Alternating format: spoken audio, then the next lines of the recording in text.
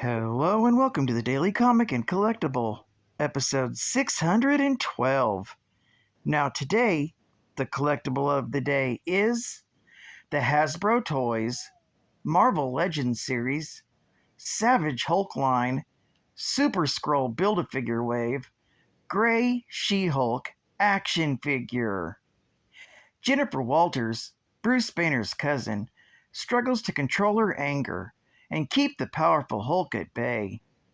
This 6-inch scaled action figure of the Gray Savage She-Hulk was inspired directly by the character in the Marvel Comics.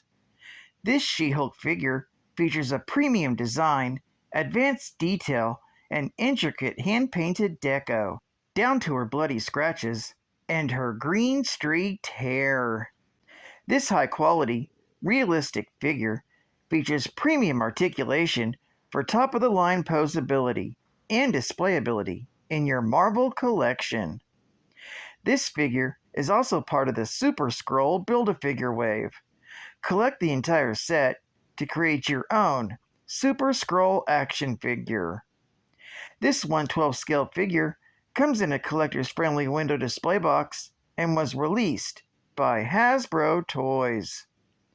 Now, the comic of the day is Fantastic Four, Volume 1, issue number 284, with the cover date of November 1985, with story by John Byrne, art by John Byrne, and cover by John Byrne. He done did it all. This story is titled Revolution. The story opens with She-Hulk enslaved by the Psycho Man. She's forced to toil in the mines of Nunvidia, deep below the microverse realm of Subatomica. When one of the other slaves kills one of the mine-dwelling creatures for food, everyone scrambles towards it to try and get some food. When She-Hulk tries to get some as well, she's kicked aside by Dutta, the mine's slave driver. When she begs him for food and water, Dutta obliges by forcing her to drink the muddy water runoff from the mine. When Dutta is called away for other concerns, She-Hulk is helped up by Perla, former Queen of the Realm.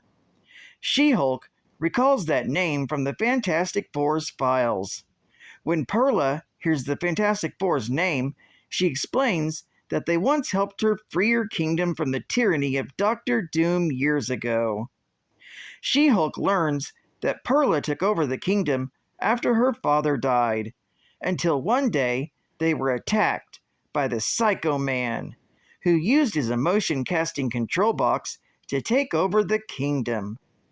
Apparently immune to the effects of the control box, Perla fled into the once-abandoned mines to hide, and has remained hidden deep there since Psycho Man reopened them and forced her people to toll away for the metal in the mines. When Perla tries to get She-Hulk to leave, she's too afraid to go, thanks to the emotional conditioning done to her by the Psycho Man. The pair are then caught by Dutta, who impales Perla with his spear. Dutta gloats over the She-Hulk's inability to do anything about it.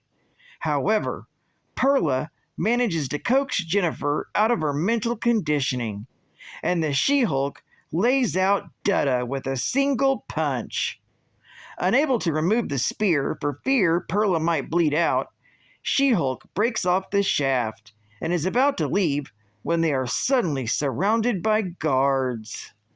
Meanwhile, above ground, inside Psycho Man's lab, the other members of the Fantastic Four are searching their records to try and find what Psycho Man has done with the She-Hulk. Johnny suddenly informs the others that the Psycho Man managed to escape the cell they placed him in. Reed begins to blame himself for allowing their foe to leave.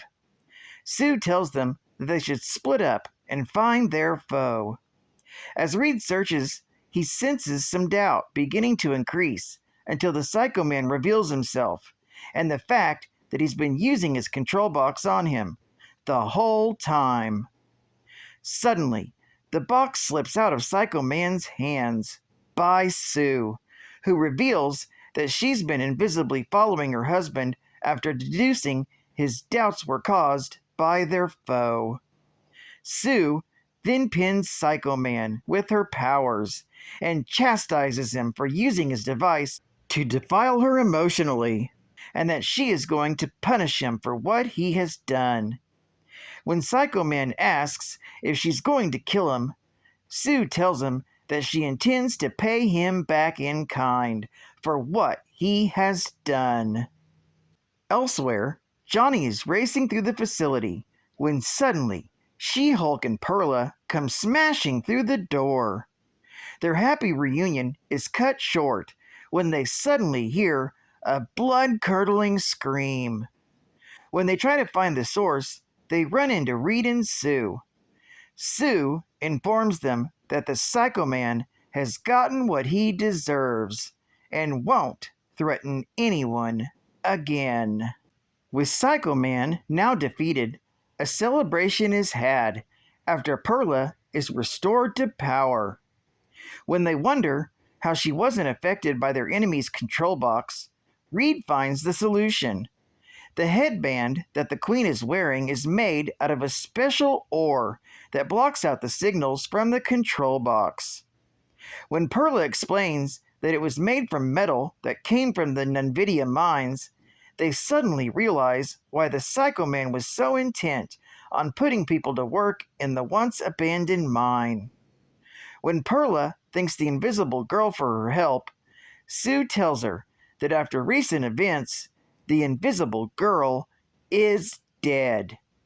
When Reed asks for her to clarify what she means, she tells them that she will no longer call herself the Invisible Girl. From now on, she will be the Invisible Woman.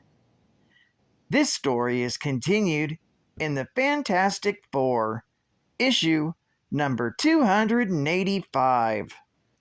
Geek Fact: this issue is considered a key issue, marking the transition from Sue calling herself the Invisible Girl to the Invisible Woman. It's also the first appearance of Dada. Strange, but true.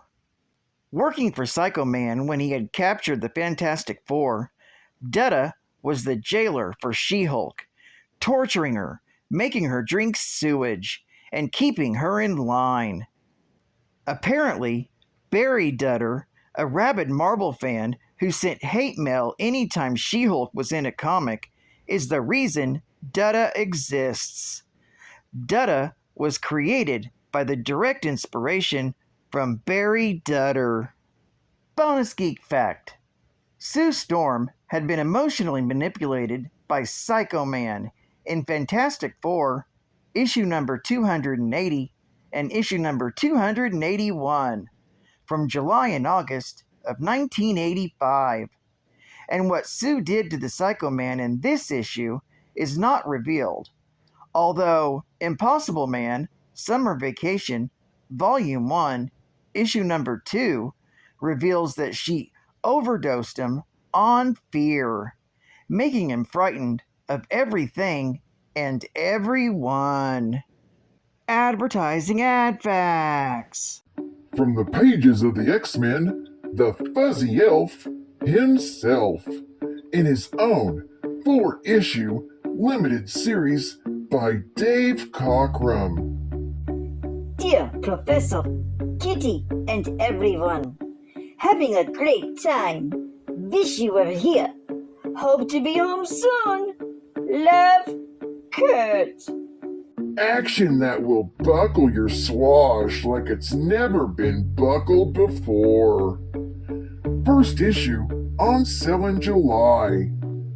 Nightcrawler by Marvel.